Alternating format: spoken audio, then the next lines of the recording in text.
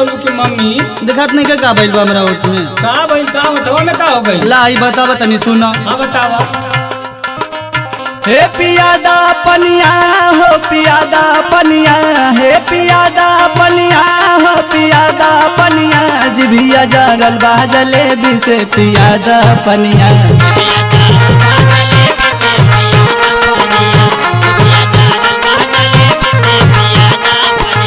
हे पियादा पनिया हो पियादा पनिया, जिभिया जरल बा जलेबी से पियादा पनिया।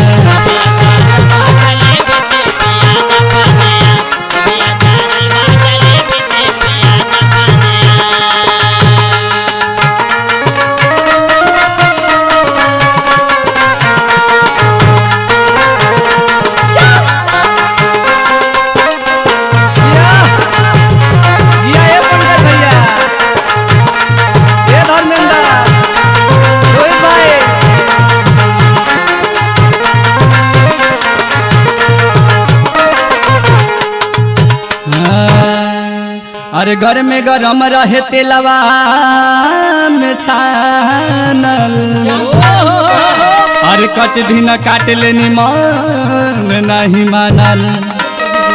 अरे घर में गरम रहे तेलवा में छानल, अरे कच भी न काट लेनी मन नहीं मानल।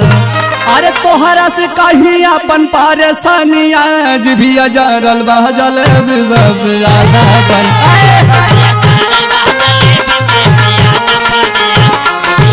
सुनील भाई यो राहुल भैया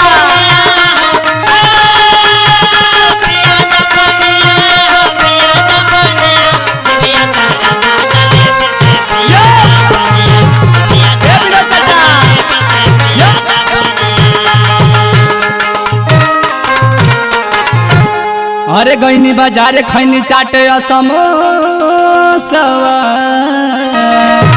अरे पिज्जा बर्गर खैनी राजा इटली या ढोसावा। गईनी बाजारे खैनी चाटे समोसा, पिज्जा बर्गर खैनी राजा इटली या ढोसावा। अरे निक नहीं लागे हमके चाउमीनिया, जिभिया जरल बा जलेबी से पियादा पनिया।